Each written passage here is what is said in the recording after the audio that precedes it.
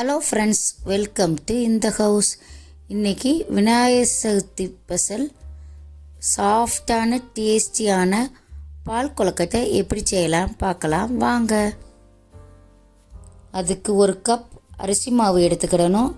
நான் கடையில் விற்கிற கொழுக்கட்டை மாவு தான் வாங்கி இதுக்கு யூஸ் பண்ணுறேன். உப்பு 1/4 ஸ்பூன் சேர்த்துக்கிடணுங்க. அதை நல்லா மிக்ஸ் பண்ணி விட்டுக்கிடணும். மிக்ஸ் பண்ணி விட்டுட்டு ஹாட் வாட்ரு நம்ம நல்லா கொதிக்க வைக்கணுங்க. தண்ணியை நல்லா கொதிக்க வச்சு தண்ணி சேர்த்து மிக்ஸ் பண்ணி விட்டுக்கிடணும் மாவோட. ஒவ்வொரு மாவை பொறுத்து தண்ணி யூஸ் ஆகுங்க. எனக்கு 2 கப்பு ஹாட் வாட்ரு வச்சுருந்தேன். ஒரு 1.25 கப்பு தான் செலவாச்சு. அது நல்லா தண்ணியோடு சேர்த்து மிக்ஸ் பண்ணி விட்டு ரொம்ப இலகுவாகவும் இருக்கக்கூடாது, அதே நேரம் திக்காகவும் இருக்கக்கூடாது. கரெக்டான பதத்தில் நம்ம மிக்ஸ் பண்ணி விட்டுக்கிடணும். விட்டுட்டு நல்லா கிண்டி விட்டுட்டு கொஞ்சம் நேரம் கை பொறுக்கிற ஹீட் வர்ற வரையும் ஆற வைக்கணுங்க. நார்மல் அரிசி மாவு இதுக்கு யூஸ் பண்ணக்கூடாது. கொழுக்கட்டை மாவாக இருந்தால் நல்லா வருங்க. அடுத்ததாக ஒரு சட்டியில் 1 கப் தண்ணியை சுட வச்சு அதில் 1 கப்பு மண்டை வெல்லம் போட்டு சுட வைக்கணுங்க. அது லைட்டாக கொதிச்சோடனே ஆஃப் பண்ணிடலாம். நமக்கு வெள்ளைப்பாகுலாம் தயாரிக்க வேண்டியதில் மெல்ட் ஆனால் போதும். ஆற வச்ச அரிசி மாவை நான் நல்லா பிசைஞ்சு வச்சுட்டேங்க.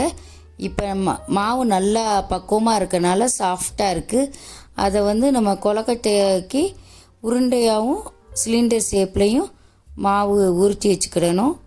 அது ரொம்ப நேரம் ஆகாதுங்க. கொஞ்சம் நேரம் இப்போ ஒரு 10 நிமிஷத்துலேயே எல்லாத்தையும் மொத்தமாக செஞ்சு வச்சுக்கிடணும். கொழுக்கட்டை மாவு எல்லாம் மொத்தமாக ரெடி பண்ணி வச்சாச்சு பாருங்கள். இனிமேல் நம்ம கொழுக்கட்டை போட்டு எடுக்க வேண்டியதான். அதுக்கு 3 கப்பு தண்ணியை நல்லா கொதிக்க வைக்கணுங்க. கொதிக்க வச்சு பிறகு தான் கொழுக்கட்டை மாவு போடணும். சரியாக கொதிக்கலைன்னா கரைஞ்சி போயிடும் கொழுக்கட்டை உருண்டையெல்லாம். அதனால் கொஞ்சம் மட்டும் போட்டு காமிக்கிறேன் பாருங்கள். அந்த கொதிக்கிற தண்ணியில் கொஞ்சம் போட்டு கொதிக்க வைக்கணும். அது நல்லா ஒரு ஷிஃப்ட்டு கொதித்து முடித்ததுக்கப்புறம்தான் அடுத்து கொஞ்சம் கொஞ்சமாக தான் சேர்க்கணும். அடுத்து இன்னொரு ஷிஃப்ட்டு போடணும். அந்த தண்ணி நல்லா கொதிக்குது பாருங்கள். இப்போ பாருங்கள், ஒரு இது போடுறேன். இது நல்லா கொதித்ததுக்கப்புறம்தான் அடுத்த கொழுக்கட்டை மாவு போடணுங்க. இந்த கொதிச்சோடனே அடுத்த கொழுக்கட்டை மாவு ஷிஃப்ட்டு. அதுக்கடுத்து இன்னும் லாஸ்ட்டாக ஒரு ஷிஃப்ட் இருக்குது. இதுவும் கொதிச்சதுக்கப்புறம் அதை சேர்த்துக்கிடணும். இப்போ எல்லா கொழுக்கட்டை மாவையும் சேர்த்து முடிச்சாச்சுங்க. இனிமேல் ஒரு 10 நிமிஷம் வேக வைக்கணும். கொழுக்கட்டையெல்லாம் நல்லா வேகணும்.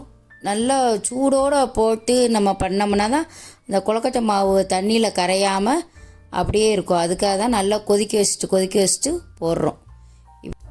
அடுப்பு தீ எல்லாம் கொஞ்சம் கூட்டியே தாங்க இருக்கணும். அப்போ தான் ஜிம்மில் வச்சோம்னாலும் ஹீட்டு குறைஞ்சி போயிடும். கொஞ்சம் வெந்தவுடனே கிண்டி விட்டுக்கலாங்க. கிண்டக்கூடாது. இப்போ பாருங்கள், கொஞ்சம் 10 நிமிஷம் நல்லா வெந்துருச்சு பாருங்கள்.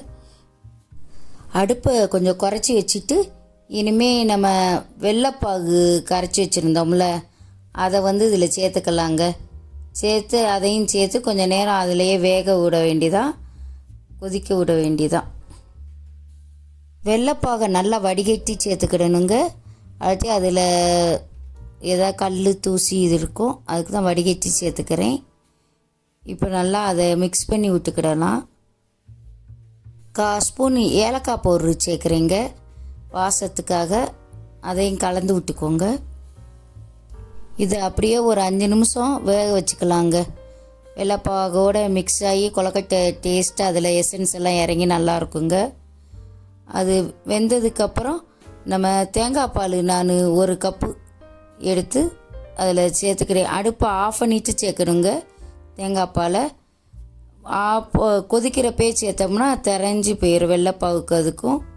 அதனால் ஆஃப் பண்ணிவிட்டு தேங்காய் பால் 1 கப் சேர்த்துக்கிட்டோம்னா ரொம்ப நல்லாயிருக்கும். இப்போ நம்ம பால் கொழுக்கட்டை ரெடி ஆயிடுச்சுங்க. கொஞ்சம் இப்போ கொஞ்சம் தண்ணி மாதிரி தெரியும், அப்புறம் திக்காயிருங்க.